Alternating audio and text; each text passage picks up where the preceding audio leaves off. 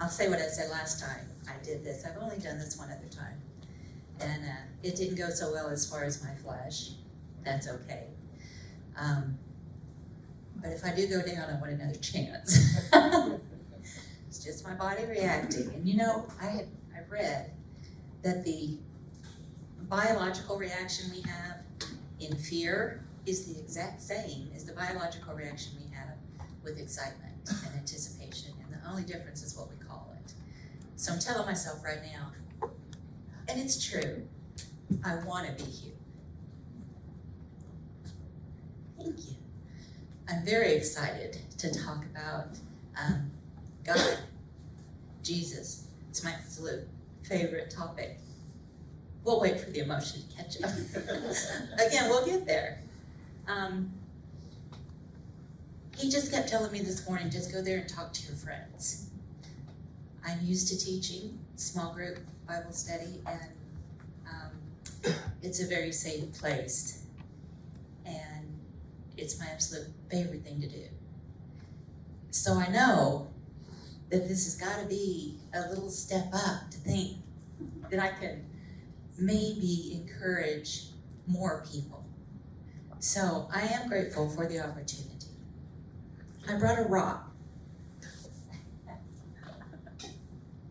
This rock, it's one of those kindness rocks, you know, that people will paint and set out for you to find for words of encouragement and things like that.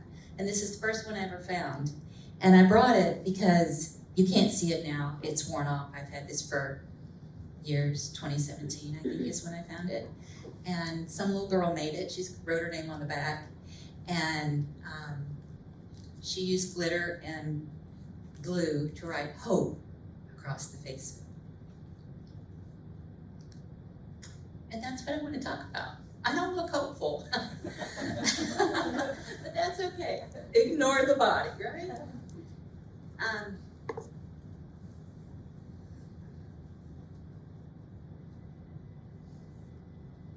We love you. Ooh. Yeah.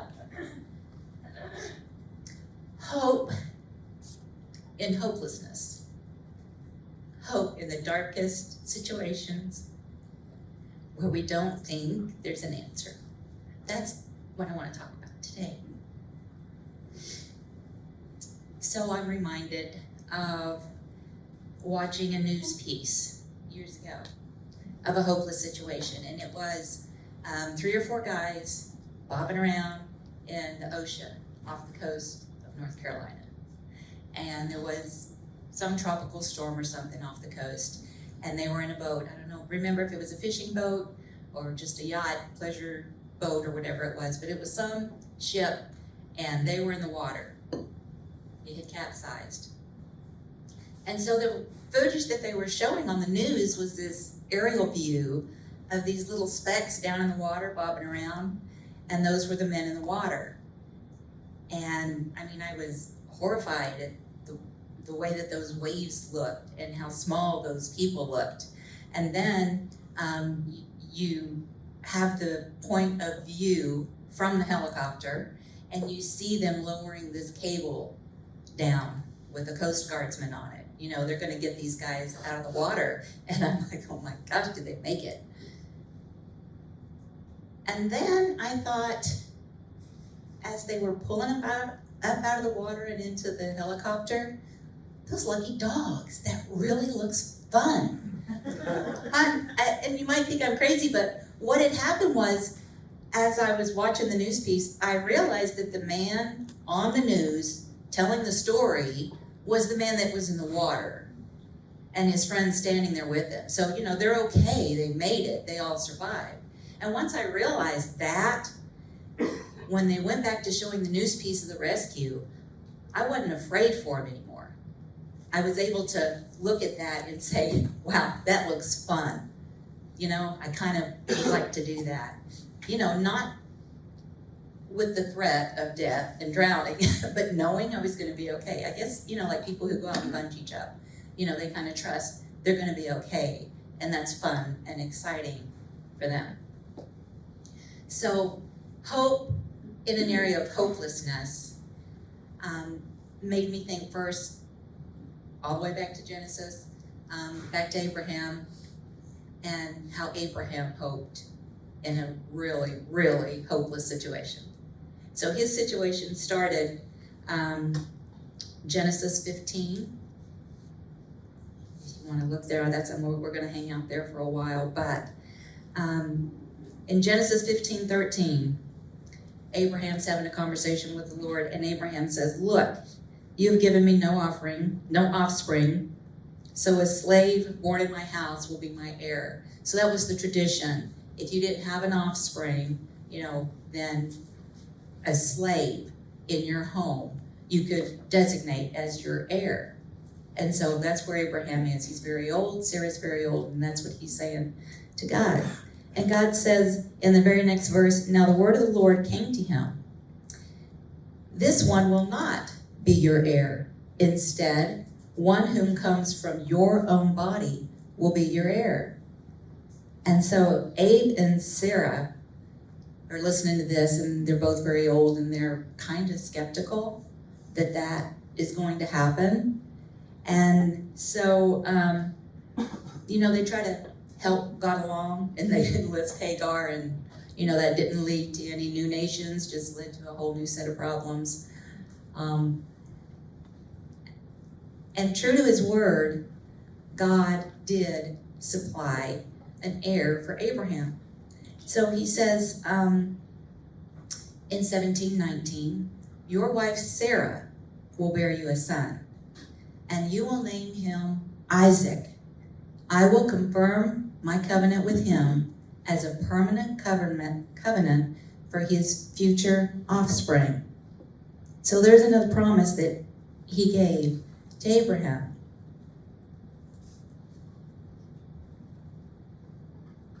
So they're trusting that. And then down, you go a little bit further to Genesis 21, it says, "And the Lord did for Sarah what he had promised. Sarah became pregnant and bore a son to Abraham in his old age. At the appropriate time, God had told him. Abraham named him son who was born to him, born by Sarah. He named him Isaac." So he was being very plain that this came, as he said it would, through Abraham and through Sarah. Impossible situation, because when this happened, Sarah just laughed. Like, that's not going to happen. Who's going to call me mother? And Abraham says, "Who's going to call me father? My body's as good as dead. Sarah's womb is as good as dead." But he did it, bringing something out of nothing.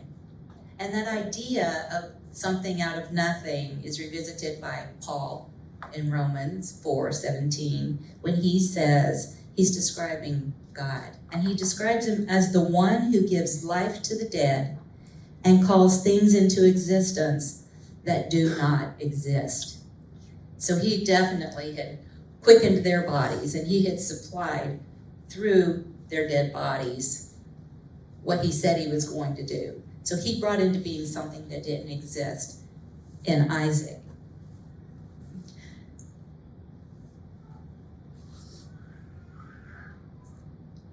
I kind of feel like, just like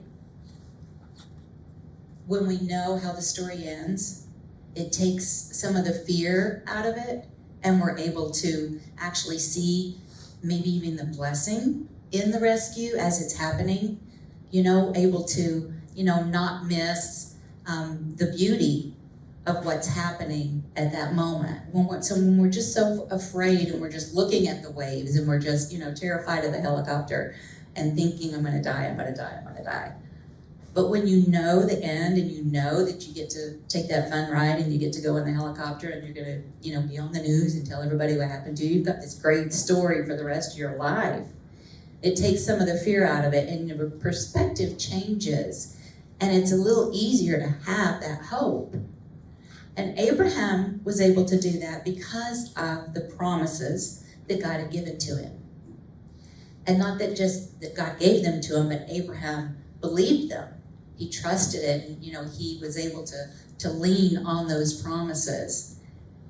And so once he realized, yeah, God gave me that promise, it's going to happen, then he's less, and a person is less likely the next time an impossible looking situation comes along, we're less likely to be hopeless, because now we have a future. We see, okay, he came through, he promised he would, and he did what he was going to say. He did what he said he was going to do. So Abraham had another situation come along to be a good example for this, right? Whenever God said, okay, so now I want you to take Isaac and I want you to kill him, offer him as a sacrifice. The next thing he's telling him to do. And so you can imagine that Abraham would have been like, what? This is what you promised me. This is a gift you gave me. You're going off the plan sheet. This is not supposed to happen. What do you mean, kill him? But you promised.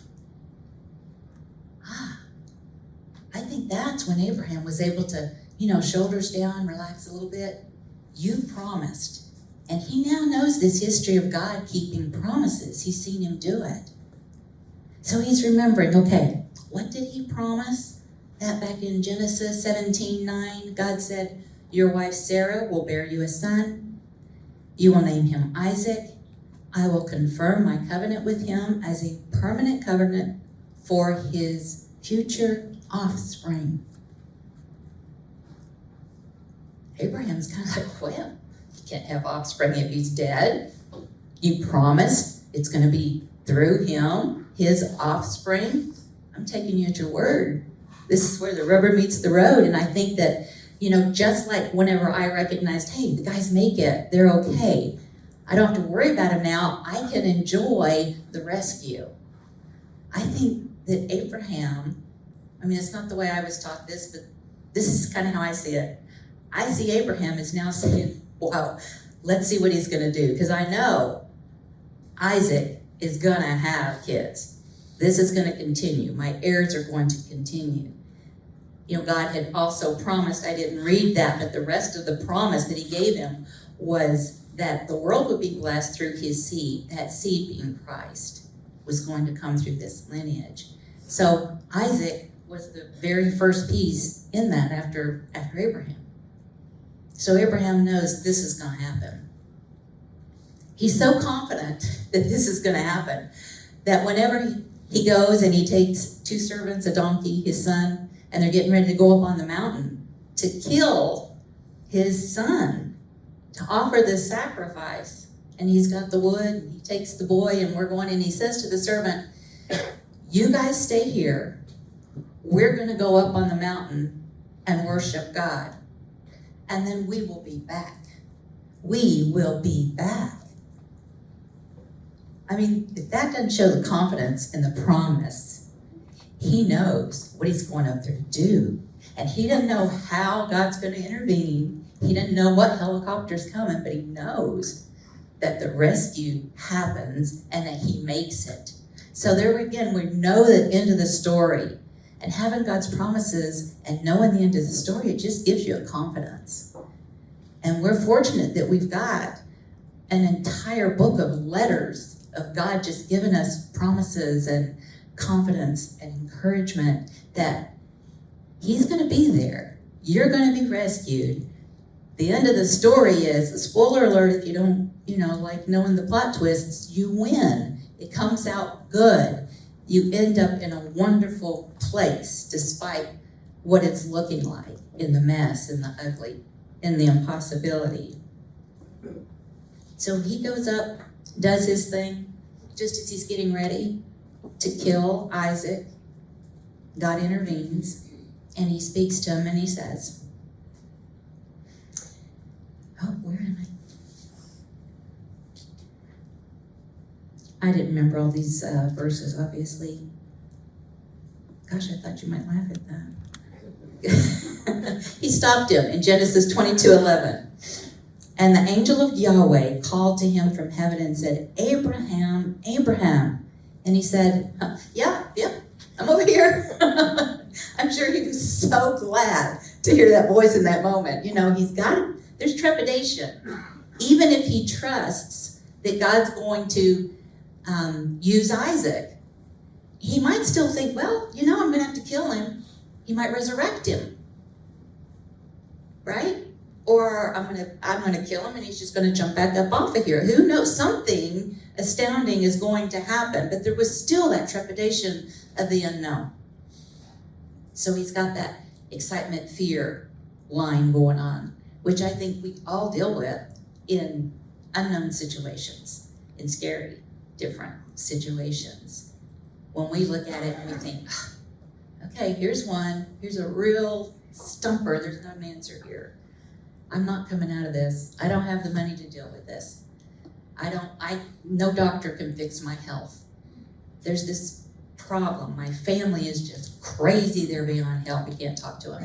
There's not an answer. Whatever the thing is, well, the plot twist is there is an answer. Because he promised us answers. He promised us. And I think that is important to know, what did he promise us? What does he promise us over and over in his word? It's not an absence of trouble, right? It's not that you're not going to have to deal with things. It's not that you're not going to have illness and brokenness in your body. The promise is that you're going to have joy, peace, love, and abundant life with Christ. Amen. That's the promise, and those are the promises that always come through. So don't hear me saying that I'm about to lose my house, the bank's going to repossess my house, and I'm saying God won't let that happen. It might happen. I'm saying that's not the end of the story. That's not the plot twist. The plot twist is, in spite of whatever the circumstance is, you got joy on your face. You have hope in your heart. You're still marching forward. You're still loving on other people because God is just flowing out of you, not based on your happiness, your circumstance, just based on who you are, his indwelling in us. It's a huge thing. It's a huge difference. So don't hear me saying, I don't want to say anything close to some prosperity gospel, name it and claim it. That's not what I'm saying. I'm saying you're victorious over a situation. Maybe you haven't experienced that yet. I hope you do, because it's in your grasp as a Christian. It's an option.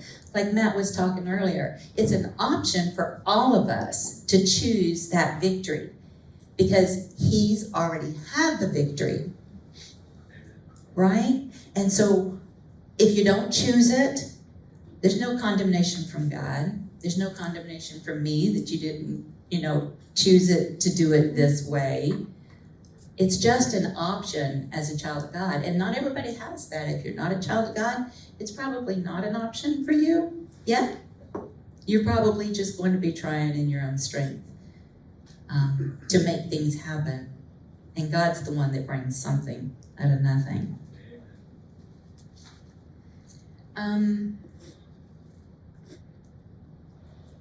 The example of Abraham and Isaac and hoping against hope. I know that happened a long, long time ago. So I thought, okay, let's use a more modern day example.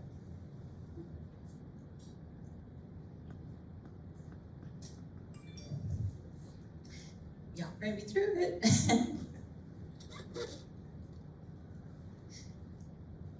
I was given the opportunity to hope against hope.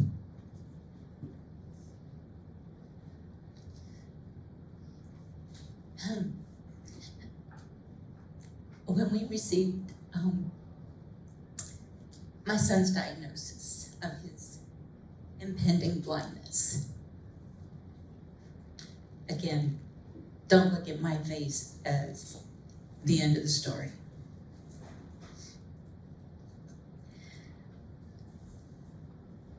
That years ago, 2010, 11. I took Eli to the eye doctor, and he showed me pictures of his retina in the back of his eye. And he told me that his eyes were dying. And I'm pretty pragmatic and, kind of bolstered myself up and held back my emotions for the time being. And I said, okay, how do we treat this? And he said, well, I don't treat this. And so I said, okay, what kind of specialist do we need? Who does treat it? Give me their name and number, I'll make an appointment. And he actually took me by the shoulders and he squared me up and he looked me in the eye and he said, you don't understand me. And I didn't, he was Indian. But he said, I'm saying there is no treatment for this. Nobody treats this. This ends in blindness. Well, that was a shock. And I'm going to skip a lot of details and fast forward to my point of the story. But if you ever want to talk about all that entails and that entire journey, there's a lot of facets and theaters there of circumstances in which we were allowed to live out our faith in God that I would love to tell you about and talk about. So if you ever want to do that, look me up. But at that time, I found myself after 3 days of not saying a word, not talking to anyone, not leaving my room. I didn't even tell Ron what the doctor said. He wasn't with me that day. It was just me and Eli. And so for 3 days, I didn't say anything because I thought if I don't say it, it's not really happening.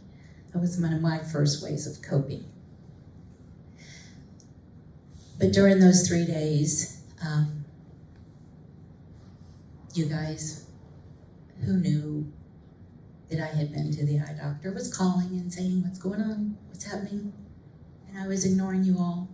But then I eventually found myself at Rusty's house, bless his heart, and another family, and I just fell apart on them. And I'm grateful for that they were there for me. But anyway, I found myself at Rusty's house.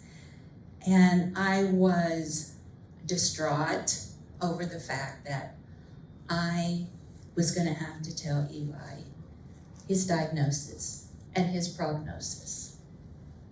Because the doctor had asked Eli to leave the room before he told me all this. So he doesn't know this. And I told Rusty that it was important to me that I not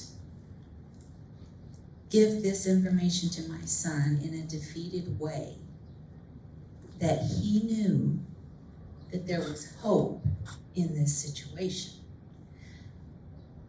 I had decided that I was not going to tell Eli this information until I could tell him without this emotion, without my body making the situation appear worse, right? Right. So I had decided I wasn't going to do that.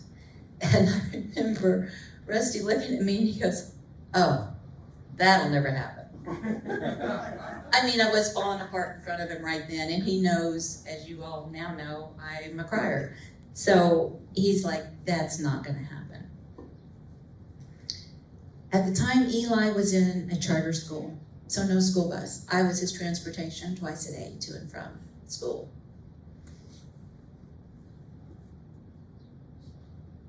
Fast forward a year, and I had not yet had a conversation about this situation without falling apart with anyone. And so I had self-determined I was not ready to tell this news to Eli. He didn't need to know it yet, because he wasn't going to get it in a defeated way. So it had been a year, and I still hadn't told him. So one day I'm driving to school to pick up Eli, and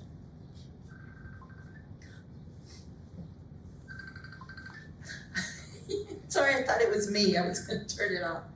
So I'm driving to school to pick up Eli. And Sarah Bareilles, how do you say her last name? Decided to release this song, Brave. Y'all familiar with this song? Let me just tell you the lyric of it. Say what you want to say and let the words fall out. I want to see you be brave. Well, it was a new song, and so they played it a lot. So I would be every day in April when the song was released, every day on one of the legs of my trip to and from school, I heard this song. And you know what I'd do? I'd turn it up. I'd sing. I would just cry. I had a love-hate relationship with that song. But I knew God was saying, but here. And there were some circumstances beginning to change with his vision, and he needed to know.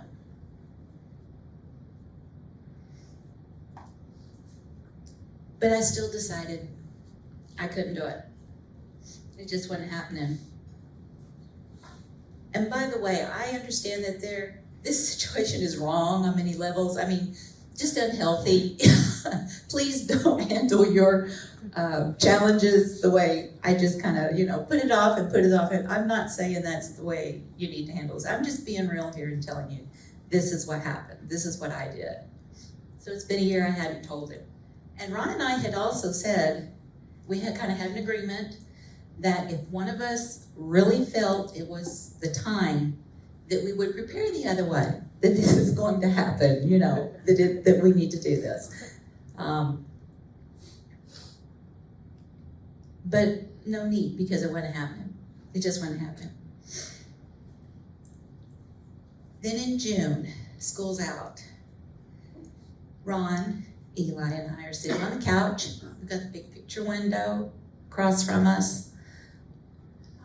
Looked out onto the deck. There's big pots of gorgeous, colorful flowers out there, bright blue sky. It's just a visual feast, which got me thinking.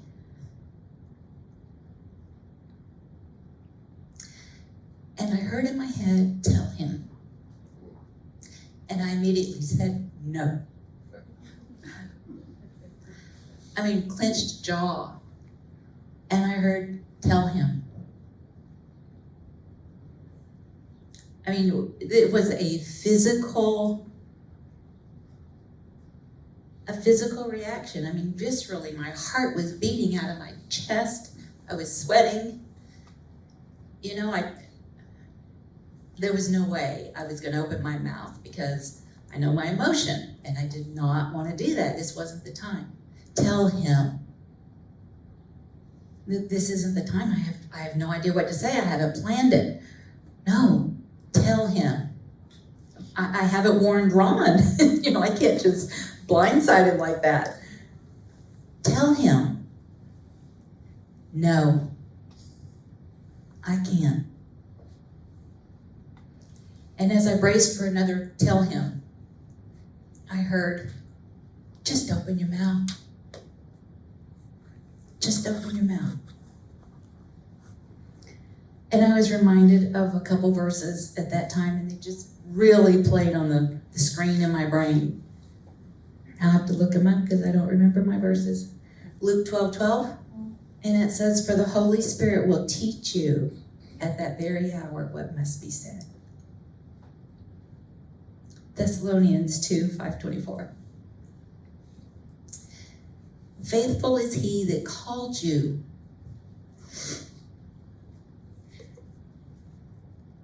who will also do it. And again, that's where I was having my kind of drop my shoulders, rubber meets the road. Okay, God, I'm going to open my mouth.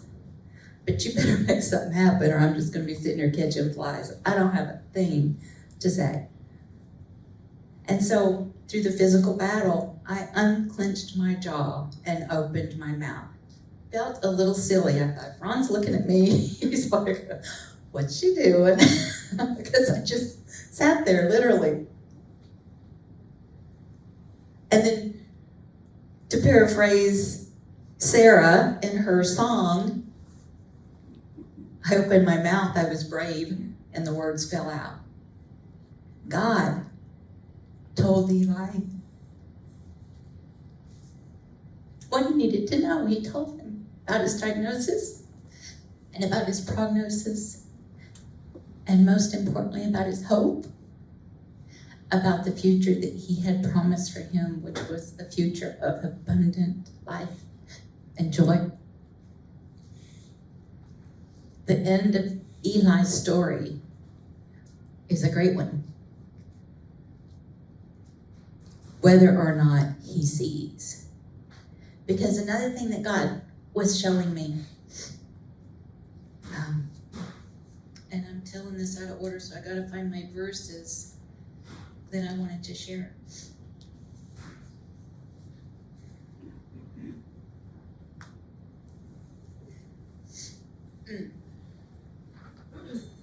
Out of 1 Corinthians chapter 3 and chapter 6, there are a couple different places.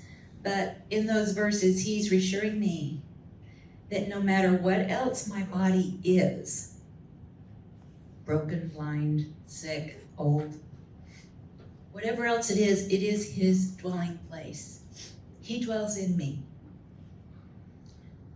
How can I not love that?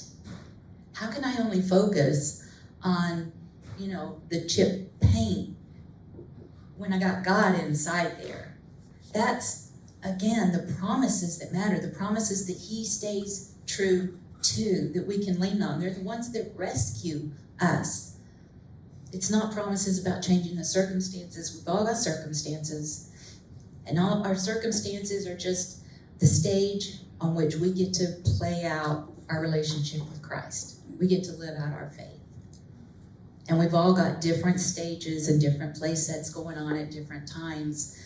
But the reality of life, the life that matters, is that relationship with God and living out that hope that he gives us whenever the play's a tragedy.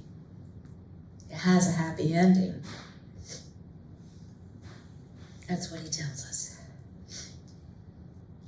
So some of the verses that he continues to remind me about the positive at the end of the story, no matter what the circumstances are, was 2 Corinthians 12, 8 through 10. These are just verses that I just ruminated on through this particular challenge. So maybe they'll help you if you're in a place that seems hopeless. Concerning this, I pleaded with the Lord 3 times that it would leave me, but he said, my grace is sufficient for you, for my power is perfected in weakness. So I take pleasure in weakness, insults, hardships, persecution, difficulties, for the sake of Christ. For when I am weak, I am strong. 2 Timothy 1:7. For God has not given us a spirit of fear, but one of power, love, and sound judgment. Hebrews 13:5. Let your conversation be without covetousness, and be content with such things as you have. For he hath said, I will never leave thee, nor forsake thee, so that we may boldly say, the Lord is my helper. I will not fear. What can man do to me? What circumstances can change his promises? Nothing can change those promises. I didn't tell you. Well,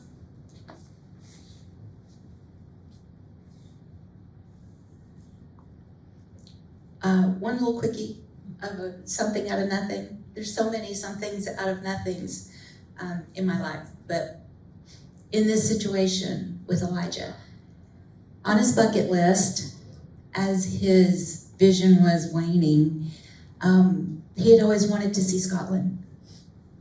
Loved Scotland. He loved anything Celtic. He's a big reader, and that's where he hung out. He loved King Arthur and the dragons and the Green Isles of Scotland. He wanted to go to Scotland, and so we had begun saving to make that happen for Elijah. And then there came a situation where that did not look likely to happen because his vision was decreasing faster than our savings was increasing. And we had a timeline. That window was closing. They had told me a timeline for him to be totally blind. And it was getting close. So as I'm getting ready to say, okay, this ain't happening, it's just not gonna happen, we began receiving money and support from Lebanon, from people who would walk up and put money in our mailbox. And then anonymously, some people would walk up and hand us a check and say, I want to make this happen for Eli. I mean, you talk about humility. Something out of nothing. He didn't do it the way we thought. I mean, I could have just been upset and say, why can't we have the money? Why can't we say this? Why can't blah, blah, blah? Well, maybe why is because this is a beautiful way to do it. This is a rescue that's worth looking at. Stop crying and look at what's happening around you. It's amazing. You're being rescued right now. This rock, I didn't tell you where I found it, but I found it in Doune Castle in Scotland.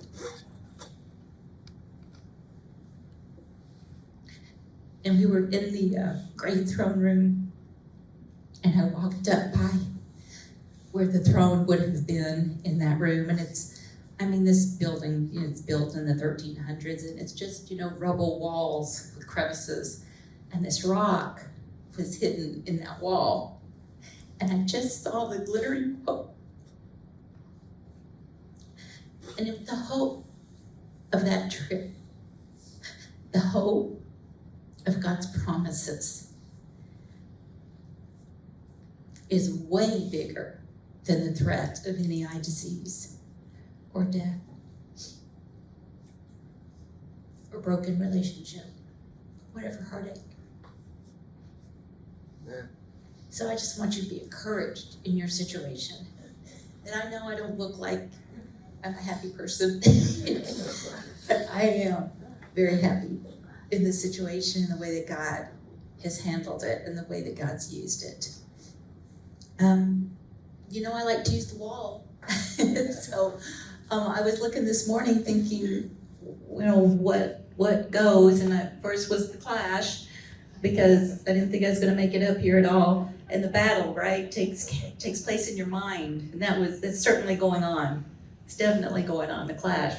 The one that I want to leave you with is Prince on tour. Amen. Whatever's going on, the Prince, King of Kings, he's on tour, and he's walking right in the middle of your junk, because that's where he shines in hopelessness.